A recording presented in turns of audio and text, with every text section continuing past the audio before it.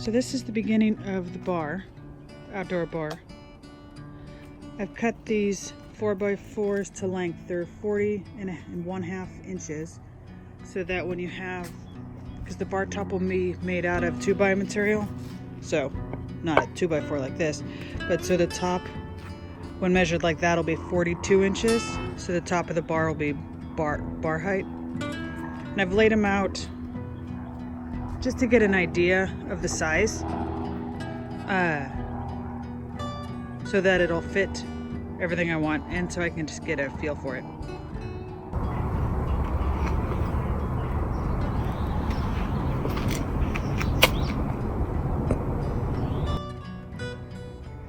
See, each 4x4 is cut to 40 1/2 inches for the bar top to eventually be 42 inches. For the countertop portion of it is, I'm going for a 36-inch countertop. So I've marked, I don't know if you can see it, the this line around here is 34 1/2 inches off the ground, so that I can have I'm gonna do the bar top out of just 2x material and the countertop. So it's 36 inches for the countertop minus 1.5 inches for the 2x material. So that one's at 34 1/2. Then I marked another one down on the bottom at just one inch off the ground. So it's not sitting right on the ground. And I'll put something under the forelegs so it's not sitting right on the ground as well. Pocket holes all drilled out. Ready to start putting some stuff together.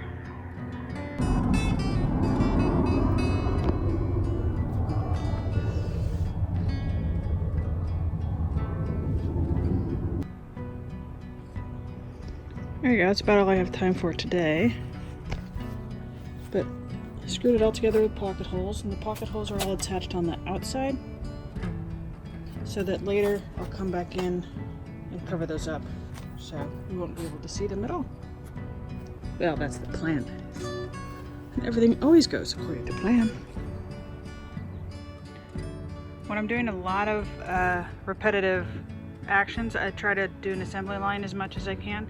For all the pocket holes, they're already drilled and partially screwed in. Not enough to come out the side or the end, but enough so they don't fall out when you shake them. So when you just have them ready, you go over to your, helps if I bring one, go over to your piece and just start screwing them in real easy.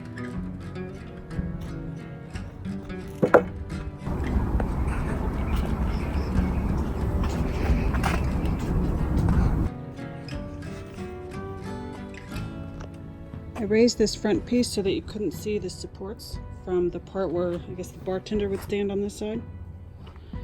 So to make it work, this is just a temporary piece, so it holds down the support while I screw it in place, and so it'll be flat-ish. Had a bunch of black spray paint laying around, so just spray painting it black. It's very exciting. While I was upside down, I took the chance to put in these little plastic feet so that it won't be sitting directly on the concrete, and that way it won't suck up any water through the end grain of the legs. Got the dry fit on the countertop, not the bar top, so these are just loose. So I just had to notch out this last one to fit around that last 4x4 and cut the edge off so that it's flush with the front of the bar. And you could have taken these things over to a table saw and cut off the rounded edge, but I kind of like it. I might regret that in the future. We'll see. Forgot to mention, there will be a cross beam across here and across down there and around the other side there to there, so to support the bar top. I didn't put that in yet. I mean, it would have been easier earlier before I painted it, but I didn't want it to get in the way when I was putting in the countertop. Probably wouldn't have been in that much of the way now that I'm thinking about it, but that's why it's not in there yet. So it wasn't in my way. Okay, I've got all my boards ready to screw in the pocket holes. Again, I put all the screws in just a little bit so they don't fall out. See, I can't pull them out. So they're all ready to go. It's upside down at the moment, but so all the pocket holes will be on the underside, so I don't have to worry about filling them or anything. But you can see the weird spacing on my pocket holes. So there's a kind of a gap right there. So that's so that later I can cut out a sink into it. I don't have the sink yet, so I don't know what size. So I just made sure to leave lots of room so I won't be hitting any metal. And the supports underneath, they're just pocket hold in. I didn't glue them or anything, so they can easily be removed if they're in the way of a sink. So that's my plan.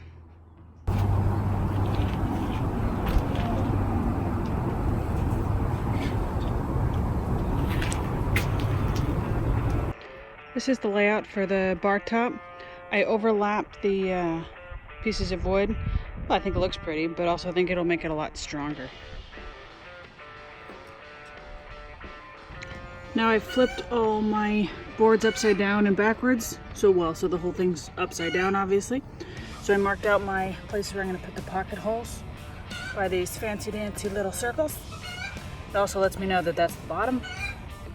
So, and you can see, I don't know if you can see those on there, if you're down that way. And you can hear my obnoxious chickens. So let's get to drilling. Here, I've got my pocket holes all drilled out, and I've laid it out. I mean, the whole thing's still upside down. But I've laid it out, and I just add a little, I don't know if you can see it, little mark right there, just in case things start moving around on me. The first one I'm going to screw in is this, see if you can see it, the long one next to the longer one, and then I'll come back in and add this one, and this little one will be the last, and same on the other side. Okay, I got the bar top screwed together, glued together, and screwed on top of the frame. I glued the boards together. You can see a little bit of my squeeze out. But I used pocket holes, I don't know if you can see it, used pocket holes to attach it to the underside, but I didn't use any glue there. So then I'll come around and face it with the fence boards down there, but then underneath here I'll put some diagonal pieces for some added strength. I mean, it feels pretty solid now, but I think as it ages, you can see how much is hanging over. Like this whole board has gotten no support, so definitely need to help that out. But overall I think it's coming out pretty cool. Okay, I started nailing in the fence boards, started in the middle one and just working my way out so it'll be all centered. I'll probably have some at the end that I have to cut down, but no big deal. What I like to do is start my boards on the ground here and just nail a couple of nails in, give them a head start. For me, I find that's easier just to, well, get a head start. This one I'm going to put in the middle as well, and a trick I found to center the middle one is, well, obviously measure the width from there to there. In my case it's 20 inches, so easy. There's a 10 inches. I put a little pencil mark there, and I measured the board and put a mark in the middle there. That out of the way. And there's a mark in the middle of this board as well. And then there's actually, I drew a pencil line on the ground so that when I line it up, I know I can just match those 2 points and it's more or less centered-ish. Just has to be close enough, but make sure to measure your board because they're not always consistent. Okay, now I've got all the side pieces done. Now I'm just cutting more fence boards to make a shelf on the bottom there and notching out the pieces with a jigsaw around the corners there so it fits all nice and snug. Okay, I've got a couple of the boards in. They weren't quite long enough, so I'm having to cut them to add another little piece over there. So I cut them so it lines up in the middle of the stud or joist for wood.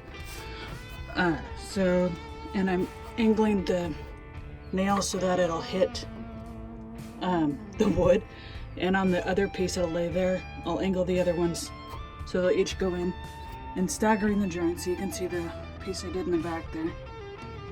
Staggering the joints off like that. And if you're nailing them in here like I am with a hammer, please use ear protection. It's really loud. So I had a slight goof. Usually when I put in boards like this, I'll put the middle board in, well, the middle. I'll measure in the middle and then work my way out from there. This time I started from the back and worked my way forward, forgetting that I wanted the board in the front to hang over a little bit. So I had to use a little skinny piece to fill in the gap. And I had that scrap left over from cutting some of the other side pieces, so never throw away your scraps until you're done. But I know this is going to be inside, so I'm not really concerned about that. It's going to have a little mini fridge in here and possibly a sink later, so all this will be hidden. So no worries. Okay, I've got the top all sanded. I started with the belt sander so I could really get the corners kind of rounded, so it's a little more comfortable, and really rounded over the side. On the belt sander I had an 80 grit sandpaper, and then I switched to the orbital sander to 150 up to 220. And so I'm going to leave the top for a while to sit before I put any finish on it. So I just need to do the brackets and then I'm done, I think. Okay, added brackets underneath to keep the counter a little stronger. The counter bar top thingy bobber. It's hot. Anyway, the way I measured it was I figured out how far away from the edge I wanted it, and I measured down to the stud. You can kind of see the stud in between the crack there, and I wanted obviously the meat of it to hit wood when I screwed in. So if you measure from the point here to your angle there, and from there down to the bottom here, you can use a triangle calculator online, because you know that's a right angle. So that'll tell you everything else. It'll tell you how far this one, how far the edge is, which I think in my case was 10.5 inches. So if that's 90 degrees, that one was 36 and that one was 54 degrees, I believe. So and then I just made one. Oh, I didn't realize I didn't do that one in the middle very well. I'll go back and fix that. But you get the idea. So I have 2 on that side, 3 there, and then 2 more on the other side.